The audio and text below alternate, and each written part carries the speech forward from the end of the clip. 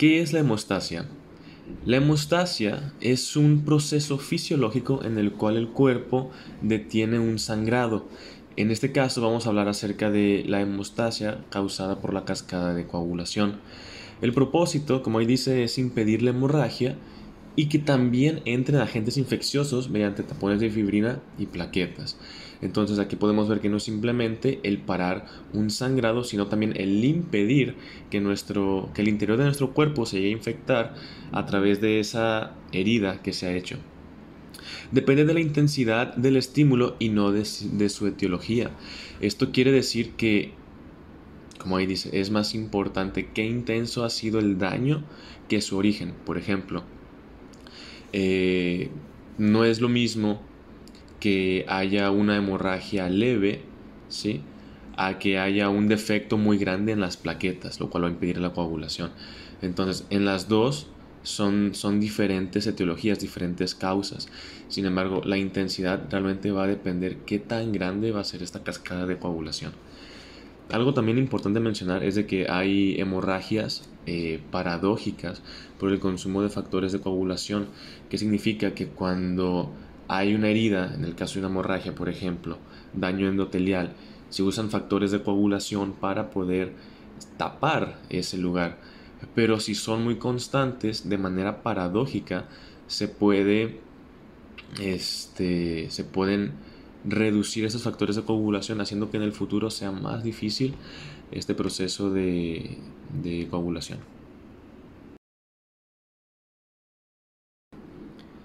Ahora, para que el coágulo pueda formarse, hay diferentes pasos que tienen que pasar. Entonces, ¿qué pasa? El endotelio se lastima. Al lastimarse el endotelio ocurre un espasmo vascular, o sea, una vasoconstricción. Cuando el endotelio es dañado, se libera el factor de Willebrand, porque es un factor que se encuentra dentro del endotelio. Al ser dañado, se libera. Y este factor de Willebrand se une a receptores que tienen las plaquetas. Y esto va a hacer que las plaquetas empiecen a adherir a las fibras de colágeno, juntándose para ir formando este tapón. Después empieza a haber una coagulación sanguínea. Se puede hacer por vía intrínseca y vía extrínseca. Después de este proceso, cuando ya empieza a sanar, hay una retracción del coágulo, o sea, se empieza como a encoger hasta que queda totalmente disuelto y el endotelio ha sido reparado.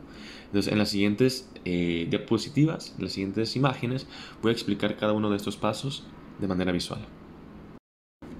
Entonces, como les mencioné, el primer paso va a ser el espasmo vascular, o sea, una vasoconstricción. Primero veamos las imágenes, las letras de arriba. Podemos ver cómo el endotelio está bien, se ve la membrana basal y luego se ve el músculo liso de la arteriola en este caso. Entonces podemos ver ahora en la parte de abajo cómo el endotelio ha sido dañado. Ahí se ve la zona de lesión. Empieza a ver este espasmo vascular. Y es así como se reduce el diámetro del vaso sanguíneo para que los factores que van a empezar el tapón plaquetario puedan juntarse en ese sitio de lesión. Por eso ocurre este espasmo. Para la formación del tapón plaquetario, lo que sucede es que las plaquetas se empiezan a unir a través de unos receptores que son unos receptores de glucoproteína, se van a unir al factor de von Willebrand, que se encuentra sobre la matriz extracelular, que se ha expuesto. Entonces se van a activar, las plaquetas van a cambiar su forma y van a empezar a liberar gránulos. También hay algunos factores que van a inducir más agregación plaquetaria, como el disfosfato de adenosina o el ADP, y también el tromboxano A. Entonces estos van a ayudar a la unión del receptor plaquetario al fibrógeno y van a formar lo que es el tapón hemostásico primario, porque hay un primario y también hay un secundario.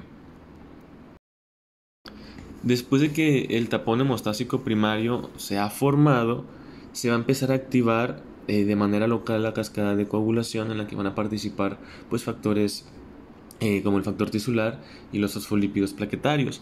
Esto va a condicionar la polimerización de la fibrina. Esto, como podemos ver ahí en la imagen, lo que significa es que se va a empezar a formar, digamos, como un tipo de cemento, o sea, un tapón plaquetario aún más duro. O sea, las plaquetas, que las vemos ahí como de color amarillito, se empiezan como a cementar, a ser más duras, a cambiar su forma.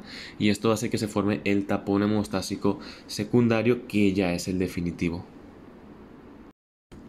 Y el último paso, como vimos, es la disolución de este coágulo, o también llamado trombo, porque no se puede quedar ahí. O sea, tiene que, después de que el endotelio ya ha sido reparado, pues tiene que disolverse.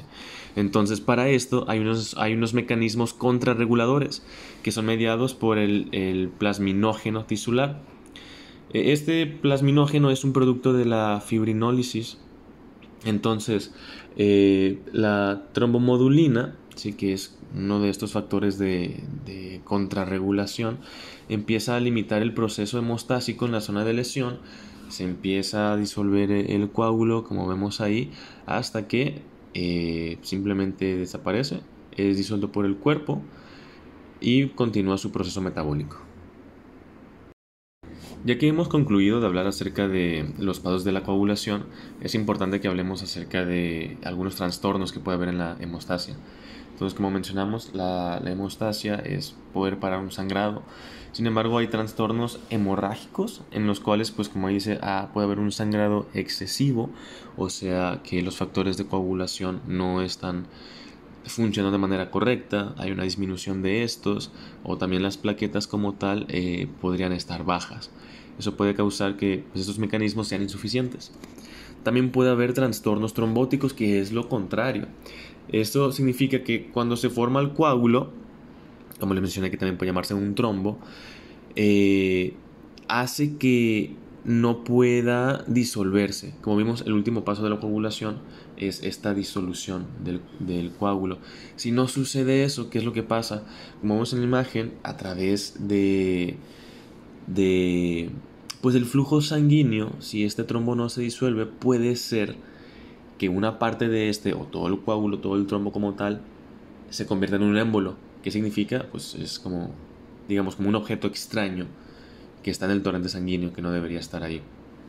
Entonces esto puede ocasionar taponamientos en vasos aún más pequeños. Por lo que en las siguientes imágenes hablaremos de lo que es la trombosis.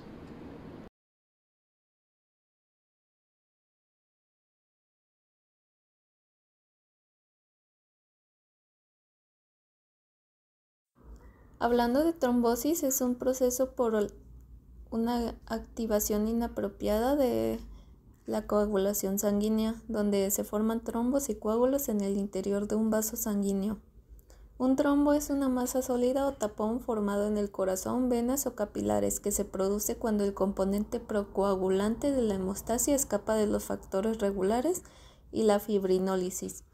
Pueden desarrollarse en cualquier punto del aparato cardiovascular y varía en cuanto a forma y tamaño según la zona que esté implicada. Y son de gran importancia porque pueden obstruir los vasos y embolizar. La formación de un trombo ocurre cuando hay una alteración en los factores de la tríada de Virchow. Estas son alteración del flujo sanguíneo normal.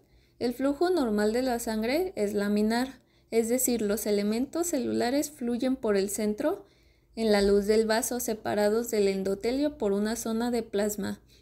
La éstasis y turbulencia son uno de estos casos. La turbulencia forma corrientes en forma de remolino con bolsas locales de éstasis, como en el caso del estrechamiento aterosclerótico de un vaso, o en la éstasis tenemos la fibrilación auricular. 2. Hipercoagulabilidad. Se define como cualquier alteración de las vías de coagulación que predispone a la trombosis.